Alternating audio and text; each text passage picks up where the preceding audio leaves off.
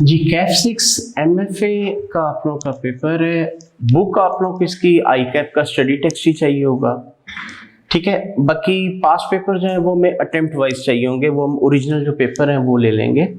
तो यही मेन आपको इसके लिए बुक चाहिए होगी। अच्छा, जहाँ तक इसके सिलेबस का मसला है,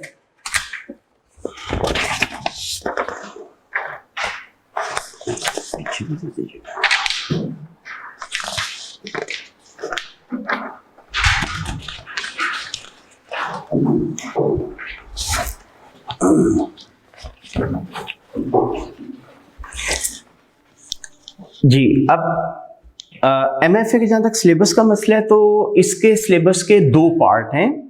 एक मैनेजमेंट से रिलेटेड है और एक आप लोगों का फाइनेंस से रिलेटेड है।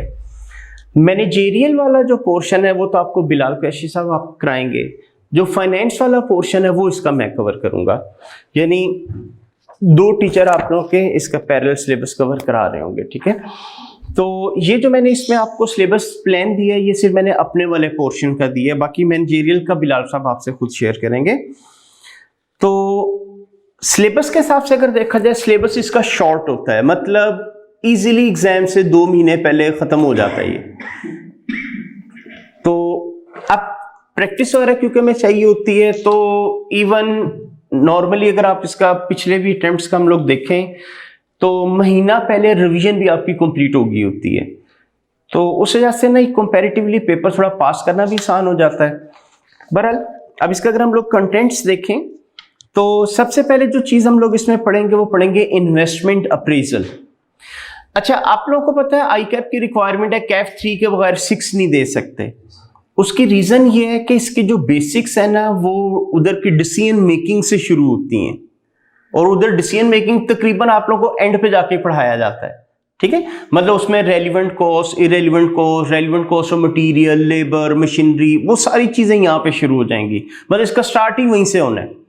तो एक दफ़ा मैं आप लोगों को वो चीज़ें भी रिकॉल कराऊंगा जब ये चैप्टर शुरू कराऊंगा, लेकिन बताने का मतलब ये था कि ये रीज़न है कि आई कैप ने कंपल्शन लगाई हुई कि उसके बगैर ये नहीं हो सकता, तो वो आप लोगों को पहले करना पड़ता है। बहरहाल तो इन्वेस्टमेंट अप्रेजल के अंदर आपको नाम से जाहिर हो रहा है, इसे हम कैपिटल बजटिंग भी कहते हैं। इसमें आप लोगों ने ना लॉन्ग टर्म नेचर की डिसीजन मेकिंग करना होती है। अगर आप लोगों ने CMA मुझसे पढ़ा है तो आपको याद होगा, डिसीजन मेकिंग में मैंने आपको बताया था शॉर्ट टर्म डिसीजन मेकिंग भी होती है और लॉन्ग टर्म भी होती है। और लॉन्ग टर्म को मैंने कहा था हम इन्वेस्टमेंट अप्रेजल कहते हैं, ठीक है। तो यहां पे हम लोग देखेंगे कि इस तरह के डिसीजंस पास करेंगे जिनका period of benefit number of years होगा। मसलन आपको मैं कहता हूं यार नई फैक्ट्री लगाऊं कि ना लगाऊं। अब अगर फैक्ट्री में लगाता हूं और सक्सेसफुल हो जाए, नंबर ऑफ ईयर तक बेनिफिट देगी, और अगर खुदा ना खासा गलत डिसीजन पास हो गया तो फिर नंबर ऑफ ईयर्स तक मुझे उसका लॉस भी बेयर करना पड़ेगा। तो वो चीज इसमें आ जाती। इसी तरह आपको मैं कहता हूं कि यार मशीनरी मार्केट में एक नई आई है, वो वाली खरीद के इंस्टॉल करूं या पुरानी यूज करता रहूं। तो अब मशीनरी अगर आप लगाएंगे तो उसकी लाइफ कोई साल या 6 महीने तो होनी नहीं है, नंबर ऑफ ईयर्स चलेगी। सही डिसीजन पास हुआ, नंबर ऑफ ईयर्स तक बेनिफिट। गलत पास कराया तो नंबर ऑफ ईयर तक आप मुझे लॉस करवाओगे। इसी तरह मशीनरी, जी मशीनरी आप लोगों को पता है कि एक आप लोगों का मैन्युफैक्चरिंग ऑर्गेनाइजेशन का एक मेन एसेंशियल एसेट होता है, ठीक है। और उसकी एक डेफिनेट लाइफ होती है, माइट भी 5 साल 4 साल। फर्स्ट करें मेरी कंपनी जो है मैन्युफैक्चरिंग के लिए जो मशीनरी यूज करती है उसकी लाइफ है 5 साल, ठीक है। अब 5 साल उसकी लाइफ है और मैं 5 साल इस्तेमाल करके जब वो यूजलेस हो जाती फिर रिप्लेस करता हूं, चेंज करता हूं। मुझे आपने सजेशन दी कि यार क्यों 5 साल बाद बदलते हो, तुम 3 साल बाद चेंज कर लिया करो। फायदा क्या होगा, जब 3 साल बाद बेचोगे तो रनिंग पोजीशन में बेचोगे, महंगी बिक जाएगी, और आखिरी 2 साल में बार बार मशीनरी खराब होती है, तो वो जो खर्चा आपका आना होता है रिपेयर का, बार बार मशीनरी ब्रेकडाउन, आप उससे बच जाओगे। तो ये आपने मुझे उसकी एक सजेशन दी, ठीक है। अब मैंने ये डिसाइड करना है कि मशीनरी 3 साल बाद बदल लूं कि 5 साल बाद ही बदलूं। इसे कहा जाता है रिप्लेसमेंट डिसीजंस। ये भी इन्वेस्टमेंट अप्रेजल में आते हैं। बहरहाल आई कैप ने ना आप लोगों के सिलेबस में फिलहाल इसको नहीं रखा हुआ, बहरहाल चांसेस हैं सिलेबस के अंदर, क्योंकि मॉडिफिकेशन आने का सिलेबस बहुत रिड्यूस्ड है, तो कुछ रिकमेंडेशंस वगैरह भी हैं, माइट भी कुछ अर्से तक शायद अनाउंसमेंट हो जाए कि ये भी सिलेबस का पार्ट है। तो बहरहाल इसके बारे में भी हम डिस्कस करेंगे। फिर इसी तरह एक होता है लीज और बाय डिसीजन। अच्छा, इसके नाम से क्या लग रहा है, लीज और बाय डिसीजन? हाँ, यानी क्या एसेट आप खरीद लो या लीज पे ले लो। अब मसला है, खरीदने के लिए अगर पैसे नहीं है तो खरीदने का मतलब क्या, लोन लेके खरीद लो या कि लीज पे ले लो। तो इसे हम कहते हैं लीज और बाय डिसीजन। इसके भी हम इन्वेस्टमेंट अप्रेजल में कवर करते हैं, ठीक है। तो इन्वेस्टमेंट अप्रेजल के अंदर डिफरेंट पार्ट्स आते हैं, इसमें कैपिटल रेशनिंग वगैरह इस तरह की अदर चीजें भी आ जाती हैं, लेकिन वो भी सिलेबस में फिलहाल नहीं है, वो आप इंशाल्लाह CFAP 4 के अंदर जाके करोगे। तो बहरहाल यहाँ पे इन्वेस्टमेंट अप्रेजल के बारे में हमारी डिस्कशन चलेगी। पहला टॉपिक हम ये पढ़ेंगे इंशाल्लाह। सेकंड जो हमारा टॉपिक होगा वो होगा cost of capital and weighted average cost of capital. देखें, इन्वेस्टमेंट अप्रेजल, एक वैसे मैं हिंट दे देता हूं, NPV नेट प्रेजेंट वैल्यू निकालना पड़ेगी। प्रेजेंट वैल्यू आपको पता है, फ्यूचर कैश फ्लोज की जब हम बात करते हैं उसकी प्रेजेंट वैल्यू निकालनी पड़ती है। नेट प्रेजेंट वैल्यू का मतलब होता है present value of inflows minus present value of outflows, ठीक है।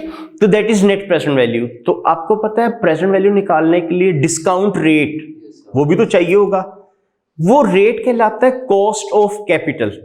देखें, आप लोग हो कंपनी, आपके पास पैसे कहां से आ रहे हैं, या इक्विटी की फॉर्म में तो या फिर डेट की फॉर्म में, और ये पैसा आगे आप कहीं पे इन्वेस्ट करने जा रहे हो।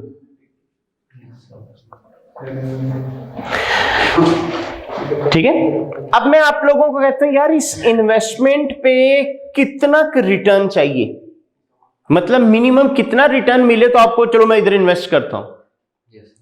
अच्छा, आप मुझे बताएं, ये जिन लोगों ने आपको इक्विटी पार्टिसिपेंट हैं, जिन्होंने इक्विटी कंट्रीब्यूशन दी है, क्या ये उन्होंने फ्री में पैसे दे दिए होते हैं? नहीं, इनको डिविडेंड वगैरह देना पड़ता है, मतलब इसकी कॉस्ट पड़ती है। इक्विटी की जो कॉस्ट पड़ती है ना, हम कहते हैं कॉस्ट ऑफ इक्विटी, KE से डिनोट किया जाता है इसको। अच्छा, जिन्होंने डेट दिया था क्या वो फ्री दे गए थे? नहीं, उसके इंटरेस्ट वगैरह कॉस्ट पड़ती है, उसे हम कहते हैं कॉस्ट ऑफ डेट। तो अब मैं आपसे पूछ रहा हूं यार इन्वेस्टमेंट पे कितना रिटर्न चाहिए, तो हम लोग कहते हैं यार एटलीस्ट इतना रिटर्न हो कि जो मेरे खर्चे आ रहे हैं वही पूरे हो जाएं, ठीक है। तो उसके लिए हमें ना निकालना पड़ता है weighted average cost of capital. तो मतलब इन्वेस्टमेंट अप्रेजल के अंदर जो रेट चाहिए वो रेट कैसे कैलकुलेट होगा, वो ये हम सेकंड चैप्टर में आके पढ़ेंगे।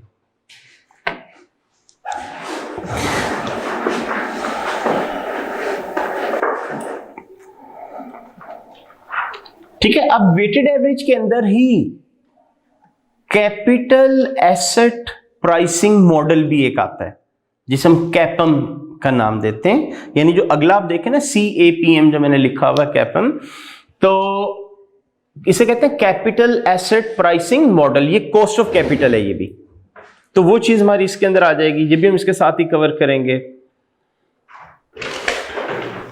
उसके बाद रिस्क एनालिसिस, ठीक है, रिस्क का चैप्टर। अच्छा, रिस्क का जो चैप्टर है, अब मल्टीपल टाइप के रिस्क इसमें आप पढ़ेंगे। जैसे अक्सर आप लोगों के ज़हन में होता है, आपने देखा होगा आजकल बड़ी बात चल रही होती है डॉलर सस्ता हो गया या डॉलर महंगा हो गया, तो आपको पता है ग्लोबलाइजेशन का कॉन्सेप्ट है, इंपोर्ट एक्सपोर्ट एक रूटीन मैटर बन चुका है बिजनेसमैन का। तो अब फर्ज करें मैंने कोई एक्सपोर्ट की डॉलर्स में, मुझे पैसे मिलने 2 महीने बाद, मेरे ज़हन में क्या रिस्क चल रहा होगा, रेट नीचे ना आ जाए, ये ना मेरा नुकसान हो जाए, ठीक है। और अगर मैंने इंपोर्ट किए और पैसे देने 2 महीने बाद, तो मेरे ज़हन में क्या होगा, डॉलर बढ़ ना जाए, ठीक है। तो रिस्क मेजर इसमें जो असेसमेंट है, इसके अंदर हम कुछ मेजर्स पढ़ेंगे कि किस तरह रिस्क को ट्रिम किया जा सकता है। अच्छा, एक चीज आप लोग याद रखें, रिस्क एलिमिनेट नहीं हो सकता, ठीक है, इसकी ट्रिमिंग की जा सकती है, इसको रिस्ट्रिक्ट किया जा सकता है। तो वो हम लोग रिस्क की असेसमेंट, इसमें जो एनालिसिस है इसके अंदर डिफरेंट टाइप के रिस्क पड़ेंगे। ये तो मैंने आपको एग्जांपल दी थी करेंसी रिस्क, इसी तरह आपका कमोडिटी रिस्क आएगा, इंटरेस्ट रेट रिस्क आएगा। मुझे लोन चाहिए 3 महीने बाद, मतलब मैंने बजट बनाया और मुझे पता चल गया 3 महीने बाद लोन की जरूरत पड़ेगी, मेरे ज़हन में क्या रिस्क चल रहा होगा? हाँ, रेट ऑफ इंटरेस्ट ना बढ़ जाए 3 महीने बाद, ठीक है। और अगर मुझे लगता है 3 महीने बाद मेरे पास सरप्लस फंड होंगे और मैं उसको इन्वेस्ट करूंगा, तो मेरे ज़हन में क्या रिस्क चल रहा होगा? हाँ, जो रेट ऑफ इंटरेस्ट है डिपॉजिट का वो कम ना हो जाए। तो इस रिस्क को भी बचाने के हमारे डिफरेंट तरीके हैं, ठीक है। तो ये जो रिस्क आपको मैंने कहा चैप्टर में पढ़ेंगे, इसके अंदर करेंसी रिस्क भी आएगा, कमोडिटी रिस्क भी आएगा, ठीक है, आप लोगों का इंटरेस्ट रेट रिस्क भी आ जाएगा, ये यानी मार्केट रिस्क, कस्टमर रिस्क, जिसे क्रेडिट रिस्क भी आप कहते हैं, ये सारी चीजें हम पढ़ेंगे। क्रेडिट रिस्क का क्या मतलब है? इसको लोन दिया वो शायद वापस ना करे। हाँ, मसलन अगर एक तो चले लोन वाली बात हो गई, दूसरा ऑर्डिनरी कोर्स ऑफ बिजनेस की बात करें तो क्रेडिट सेल, उधार चीज बेचते हैं तो बैड डेट का रिस्क होता है ना, तो इसको बचाने के क्या क्या तरीके हैं वो चीजें हम पढ़ेंगे। तो ये सारी चीजें हम इसमें पढ़ेंगे। अच्छा, इसके अंदर न्यूमेरिकल इसका तकरीबन हर अटेम्प्ट के अंदर ही पेपर में आ जाता है, लेकिन वो अलग बात है, 8-10 नंबर इस रेंज तक का होता है, यानी कोई 20-20 नंबर वाला चक्कर नहीं है। नेक्स्ट जो है again important topic, that is budgeting.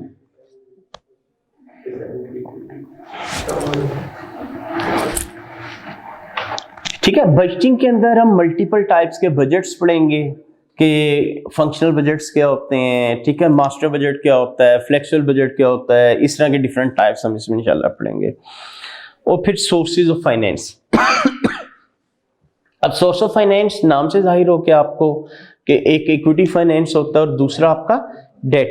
तो कब इक्विटी फाइनेंस बेहतर होगा, कब डेट होगा? डेट के अंदर भी तो मल्टीपल ऑप्शन होती है ना, बैंक से लोन ले लो, ठीक है, कोई डेट इंस्ट्रूमेंट इशू कर दो, तो वो कौन सा किस वक्त बेहतर है, वो सारी चीजें हम इसमें पढ़ेंगे। अच्छा, अभी आप लोगों ने इस अटेम्प्ट में देखा होगा कि ये जो सीएमए का पेपर आया है, तो उस पे कई स्टूडेंट ने कहा हुआ था कि जी पहले पेपर 8 होता था, अब 3 हो गया है, तो आईकैप ने ज्यादती की है। तो अगर आप लोगों को थोड़ा सा मैं बताऊं, तो ये भी जो मैंने आपको सिलेबस बताया है, इसमें जो इन्वेस्टमेंट अप्रेजल है ये, ठीक है, उसके बाद आप लोगों का जो सोर्सेज ऑफ फाइनेंस है ये, इसके अलावा एक आप लोगों का होता था उसका इन्वायरमेंट से रिलेटेड ना चैप्टर, वो और बजटिंग। जब 8वां पेपर होता था ना, तो ये सारे कॉस्ट के अंदर ही होते थे। और अगर आप उस दौर के पेपर देखें ना, तो ये 17 से 20 मार्क्स का क्वेश्चन इसका होता था, 10 का इसका होता था, ठीक है, 5 नंबर तक का इसका होता था, 15 से 20 नंबर का क्वेश्चन इसका होता था। तो इसका मतलब 50% तो आईकैप ने सिलेबस वैसे ही आपको जैसे निकाल दिया हुआ है। तो इसलिए ये कहना कि जी वो तीसरे नंबर पे आ गया तो बड़ा मुश्किल हो गया स्टूडेंट के लिए, वो चीज नहीं है। वो आईकैप ने अगर आप देखें तो मसलन देखें, यहाँ से आपका तकरीबन मोर देन 50% मार्क्स का जो पेपर आता था वो कंटेंट इसने निकाल दिए और एमएफए में डाल दिए हुए। तो बहरहाल, तो ये आपके 4-5 जो टॉपिक हैं ये सिलेबस का पार्ट है। तो इसमें जो हमारा ज्यादा टाइम लगेगा वो इन्वेस्टमेंट अप्रेजल और फिर बजटिंग, इन दो पे ज्यादा टाइम लगता है, बाकियों के ऊपर टाइम कंपैरेटिवली हमारा कम लग रहा होता है। अच्छा, अब अगर आप इसकी वेटेज देखें जो आईकैप ने दी हुई है, तो मैनेजेरियल एनालिसिस, यानी वो जो आपको बिलाल साहब कराएंगे, उसका उसने कहा 30 to 40 मार्क्स का पेपर होगा, ठीक है। बाकी जो अप टू 60 मार्क्स तक का पेपर वो इसका होगा फाइनेंस वाले पोर्शन का, जिसमें अब पहले कभी सिलेबस का पार्ट था central tendency, linear regression, probability, hypothesis, ये सारे सिलेबस से निकल गए हुए हैं, ठीक है। तो कॉस्ट ऑफ कैपिटल यानी कैपम और रिस्क एनालिसिस, इनमें से उसने कहा 35 से 50 नंबर तक का पेपर आपका यानी कवर किया जा सकता है। और फिर उसने कहा बजटिंग और इन्वेस्टमेंट अप्रेजल, इन दोनों में से 20 से 25। लेकिन देखने में ये आ रहा है कि 2 अटेम्प्ट में तो ICAP ने ये किया, एक में इन्वेस्टमेंट अप्रेजल, एक में बजटिंग, एक में इन्वेस्टमेंट अप्रेजल, इस तरह। फिर एक में दोनों भी आए हैं, तो किसी का 12-15 नंबर का क्वेश्चन आ गया, किसी का फिर 12-15 नंबर का, यानी मोर देन 25 मार्क्स चले गए थे। तो बहरहाल अब अगर आप देखें ना, गिनती के टॉपिक है और इसमें से तकरीबन आपके 5-6 क्वेश्चन आने हैं, तो ऑलमोस्ट हर चैप्टर का क्वेश्चन बन जाता है, ठीक है। अच्छा, इसके अंदर भी उसी तरह 2 सेक्शन होंगे, ए बी, और इसमें भी कुछ MCQs आएंगे, यानी जैसे आपने रिपोर्टिंग 1-2 में देखा ना 10-11 नंबर तक MCQs इसके भी आते हैं, लेकिन वो वही होता है, कुछ मैनेजमेंट वाले होंगे और कुछ 2-3 इसमें से हो जाते हैं। तो बहरहाल ये सारी चीजें हमारी इसके अंदर बन जाती हैं जो हमें कवर करना होती हैं।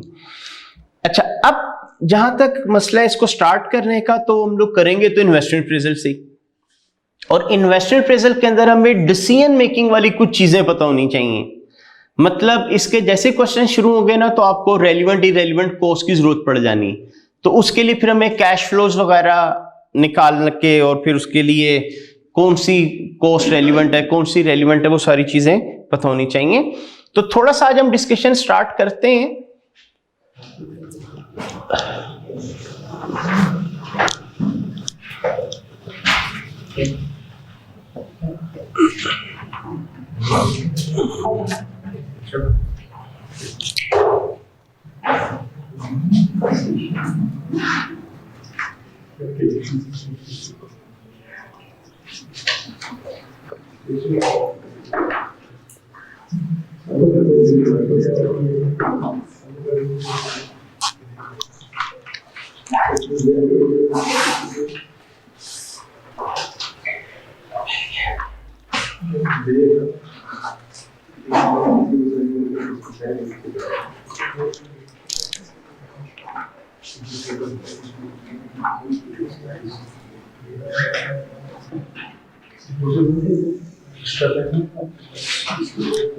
अच्छा, इसके जो डिफरेंट टेक्निक्स हैं, जिसके अंदर मैं आप लोगों को थोड़ा सा इंट्रोडक्शन दूंगा अबाउट पे बैक पीरियड,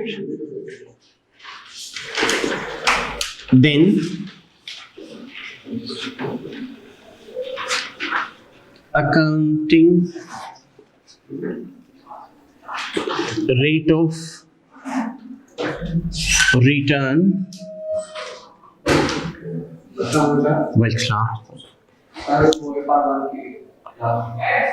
इधर नहीं, MF 9 से 10 थी, वो 9 से 10 थी FR1।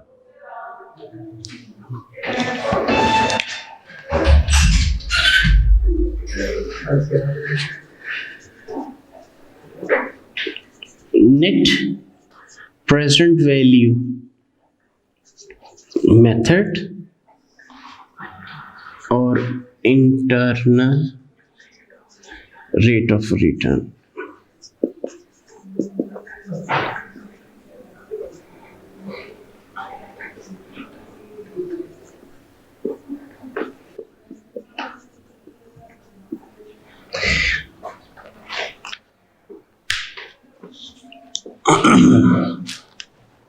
तो ये कुछ मेथड्स हैं जिनके बारे में हम लोगों ने कवर करना है। मेनली जो सिलेबस के अंदर वो NPV और IRR है, ठीक है, लेकिन उनका भी मैं थोड़ा सा आपको इंट्रोडक्शन दे दूंगा। तो प्रॉपर ये टॉपिक तो हम बाद में स्टार्ट करेंगे। आज आपका ने कहा कि कुछ जो चीजें थी अर्ली CMA में आपने पढ़ी हुई, उनको हम थोड़ा सा रिकॉल करते हैं, ताकि जब फिर हम फ्लो में आए अपने NPV और IRR पे, तो वो प्रॉब्लम ना आपके लिए बने। तो आपको याद होगा हम लोगों ने CMA के अंदर डिस्कस किया हुआ है रेलिवेंट एंड इररेलिवेंट कॉस्ट्स।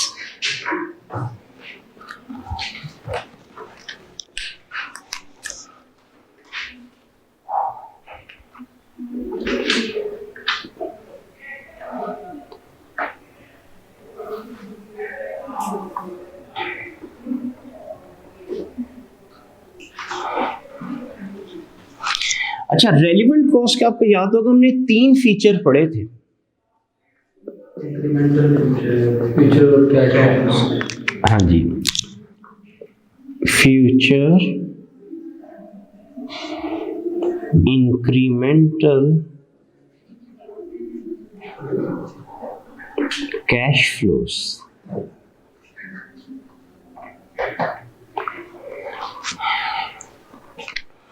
ठीक है, future incremental cash flows.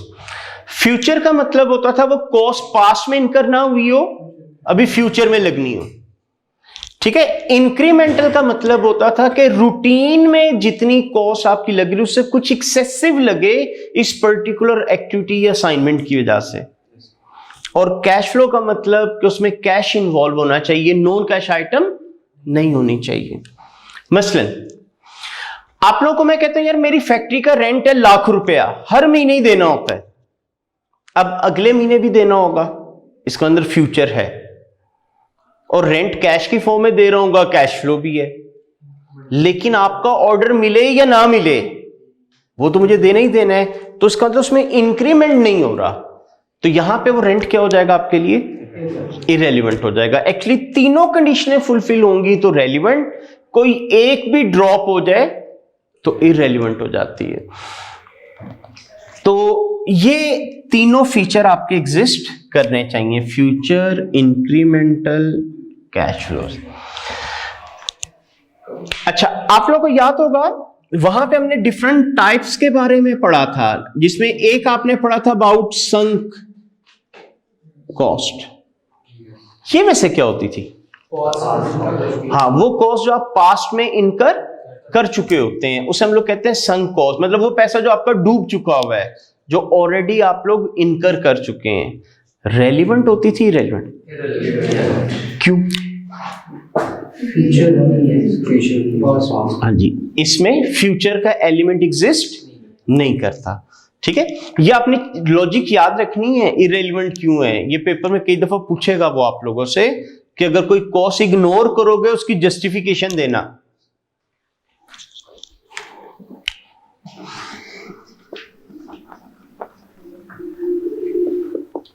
Committed cost. अच्छा, कमिटेड कॉस्ट इसका क्या मतलब? पहले से कमिट कर चुके हैं, हाँ, कमिटमेंट कर चुके हैं, कॉन्ट्रेक्चुअली बाउंड हो चुके हैं, मतलब किसी का कॉन्ट्रैक्ट साइन कर लिया हुआ है, पेमेंट नहीं की होती। ठीक है, इसके अंदर फ्यूचर भी होता है, कैश फ्लोज भी होता है, सॉरी इंक्रीमेंट भी होता है, बट अभी कैश फ्लो नहीं हुआ होता, जिसकी वजह से ये हमारे लिए क्या हो जाएगी, इररेलेवेंट। तो संक में और कमिटेड में मेन डिफरेंस किस चीज का आ रहा होता है कि संक में ऑलरेडी पे कर चुके होते हैं, इसमें भी आपने पे करना होता है, लेकिन इंक्रीमेंट क्योंकि इसमें भी नहीं हो रहा होता, मतलब लेकिन आप कॉन्ट्रेक्चुअली बाउंड हो गए, अब मुझे पैसे देने ही पड़ने हैं, अभी नहीं दूंगा तो हफ्ते बाद, महीने बाद, तो इसका मतलब आपका ऑर्डर मिले या ना मिले वो पैसे मुझे देने पड़ जाएंगे, उससे हम लोग कहते हैं। अच्छा, इसी तरह एक आप लोगों ने पढ़ी थी नोशनल, ये जिसे हम इम्प्यूटेड कॉस्ट भी कहते हैं, नोशनल या इम्प्यूटेड कॉस्ट। ये वैसे क्या होती थी? नोशनल का क्या मतलब होता था? हाँ, यानी फर्जी। तो नोशनल कॉस्ट का क्या मतलब होगा? अगर फैक्ट्री किराए से ली होती तो, हाँ, यानी ऐसी को जो आप फर्ज कर लेते हो, एक्चुअली नहीं होती। जैसे भी इन्होंने एग्जांपल दी कि अगर मैंने फैक्ट्री किराए पे ली होती तो ₹1,00,000 किराया दे रहा होता, तो ये आपने एक फर्ज कर ली कि आप किराया दे आए हैं। रेलिवेंट, इरेलीवेंट, क्या चीज मेनली एग्जिस्ट नहीं कर रही? मेन जो है कैश फ्लो ही नहीं है। ठीक है, यानी जो मेजर चीज है कैश फ्लो, वैसे तो तीनों ही नहीं हो रही, लेकिन मेजर जो एम्फेसिस होगा वो कैश फ्लो पे, कैश फ्लो ही नहीं है। कौन सा? डेप्रेशन भी इसमें आ जाता है।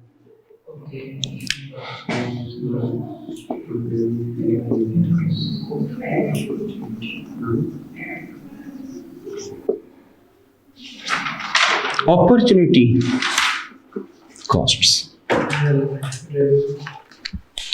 हाँ जी, ये आपके लिए वैसे होती क्या है ये?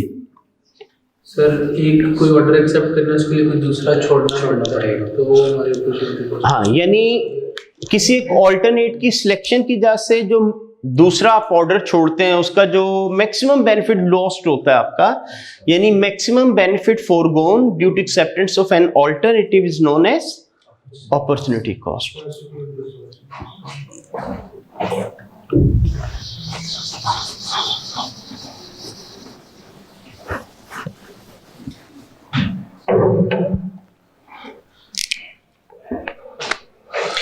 फर्स्ट करें, आपको दो कंपनी से जॉब की ऑफर आई हुई है, ए लिमिटेड से बी लिमिटेड से। ए वालों ने कहा हम सैलरी देंगे 1,50,000, बी वालों ने कहा हम तो ₹1,00,000 देंगे। बाकी तमाम फैक्टर सेम है, तो क्या प्रेफरेंस होगी, कहां जॉब करें? ए लिमिटेड में। अब एक आम आदमी से मैं पूछूं ना, ए में जॉब करके क्या फायदा हुआ हो कि अगर 1.5 लाख मिल गया, हालांकि एक बंदा जिसका अकाउंट्स का नॉलेज है उससे मैं पूछूंगा ना ए में जॉब करके क्या फायदा हुआ, तो 50,000। 50 कैसे कि लाख तो इधर भी मिल ही जाना था, इधर आके 50 ही एक्स्ट्रा मिला।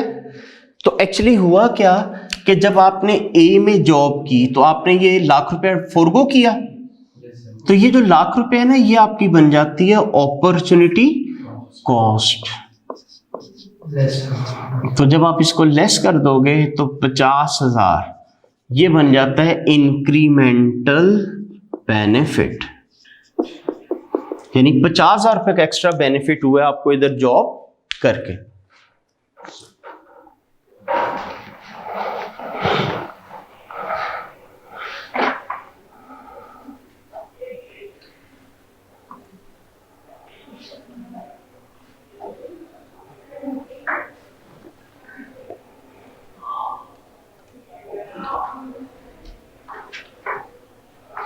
अच्छा, अगर इरेशनल डिसीजन पास करता और बी में जॉब करता तो अपॉर्चुनिटी कॉस्ट क्या होती? 150। मतलब अगर इधर जॉब करता फिर 150 फोरगो कर देता ना मैं, तो उस सूरत में ये आपकी इधर अपॉर्चुनिटी बनती।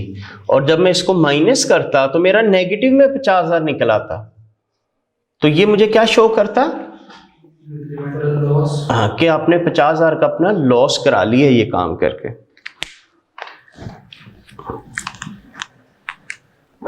और अगर कभी एक से ज्यादा अपॉर्चुनिटीज आ जाए तो हाईएस्ट वाला लेते हैं, ठीक हो गया। अच्छा, अब जरा अभी मैं बात करता हूं ए लिमिटेड में मैंने जॉब की तो इसकी अपॉर्चुनिटी कितनी बनी? 1 लाख। रेलिवेंट थी? रेलिवेंट थी। तो इसका अंदर इसने तीनों कंडीशनें पूरी की होंगी, वो तीनों कैसे पूरी हुई?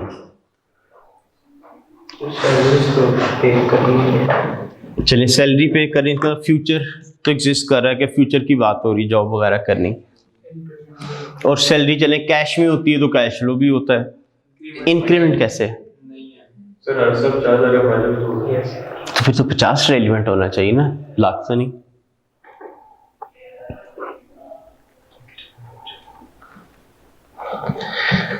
अच्छा, अब कई स्टूडेंट इसमें ये समझते शायद ये एक्सेप्शन है, यहाँ पे इंक्रीमेंट नहीं भी होता तो हो जाती, तो ऐसे नहीं है, इसमें भी इंक्रीमेंट का एलिमेंट है। देखिए, अगर आपके लिए फिजिबल होता और आप दोनों जगह जॉब कर लेते तो आपको सैलरी कितनी मिलनी थी? 250 मिलनी थी, वो 150 नहीं मिलनी थी। मतलब 1.5 लाख से बढ़ के 2.5 लाख रुपए का इंक्रीमेंट होना था। वो जब आपने कहा मैं तो एक ही जगह जॉब करूंगा, तो जिस बंदे को सर्व नहीं करेंगे वो पैसे देगा आपको नहीं। इसका मतलब इसमें फ्यूचर भी था, इंक्रीमेंट भी था। इंक्रीमेंट कैसे था? 1.5 लाख से 2.5 लाख पे जाना था, और कैश फ्लो भी था। लेकिन जब आपने डिसाइड ही कर लिया मैं एक ही जगह नौकरी करूंगा, तो उसने पैसे नहीं दिए, ठीक है। तो इसलिए फ्यूचर भी था, इंक्रीमेंट भी था, और कैश फ्लोज भी था।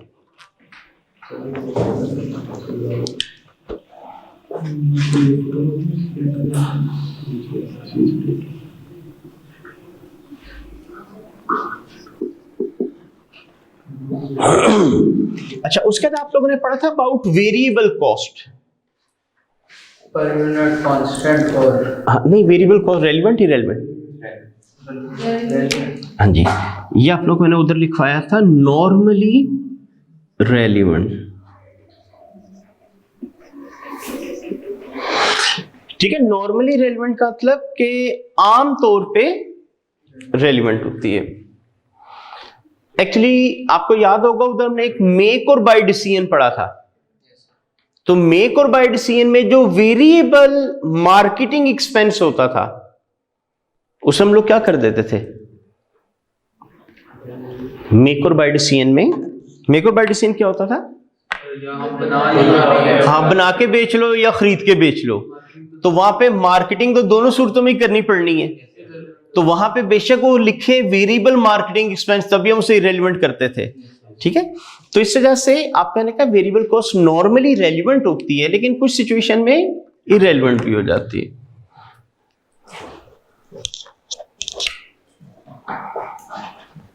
Number 6, fixed cost.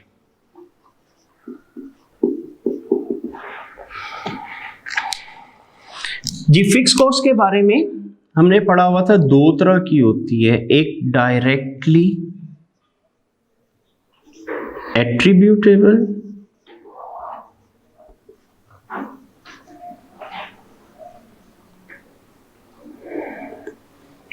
और दूसरी होती थी एलोकेटेड,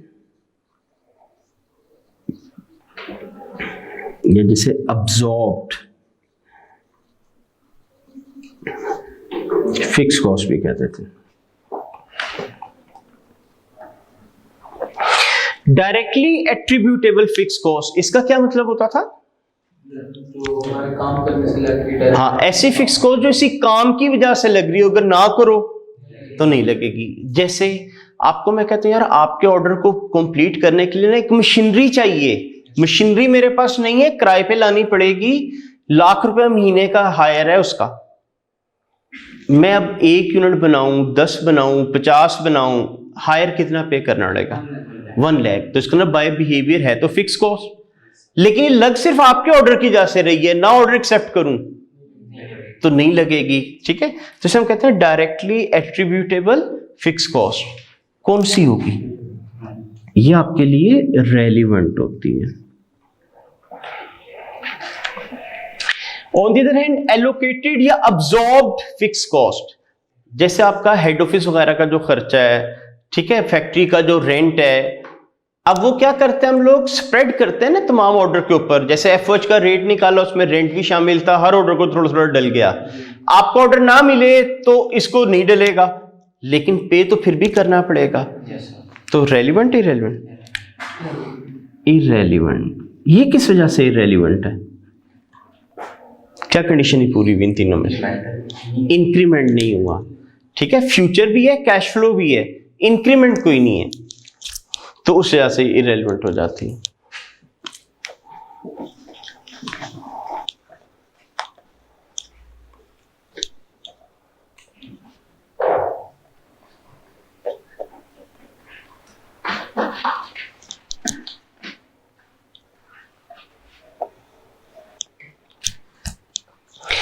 तो ये भी हम लोगों ने रेलिवेंट इरेलीवेंट कॉस्ट के जो बेसिक कंडीशन यानी क्राइटेरियाज और जो डिफरेंट टाइप्स हैं वो हम लोगों ने इधर डिस्कस किए हैं। ठीक है, अब इसी तरह वहां पे आप लोगों ने पढ़ा हुआ था कुछ principle, relevant cost of material के, रेलिवेंट कॉस्ट ऑफ लेबर के। ठीक है, तो वो भी इंशाल्लाह हम लोग डिस्कस करेंगे, लेकिन वो आज नहीं मैं करा रहा, ताकि कल एक ही दफा बाकी स्टूडेंट्स वगैरह कुछ नहीं आना है, तो फिर वो एक दफा मैं शुरू कराऊंगा। तो आज फिलहाल तो इसको मैं यहीं तक ही रहने देता हूँ। सिलेबस आप लोग अपने रजिस्टर के साथ अटैच कर लीजिएगा, ताकि जो जो टॉपिक होता जाएगा आप उसको टिक करते जाइएगा। ठीक है, तो अभी फिलहाल हमें बुक की जरूरत नहीं है, तो जब जरूरत होगी बेशक सॉफ्ट में भी होगी तो आपका काम चल जाएगा, तो फिर उसके बाद आप देख लीजिएगा उसको। Thank you.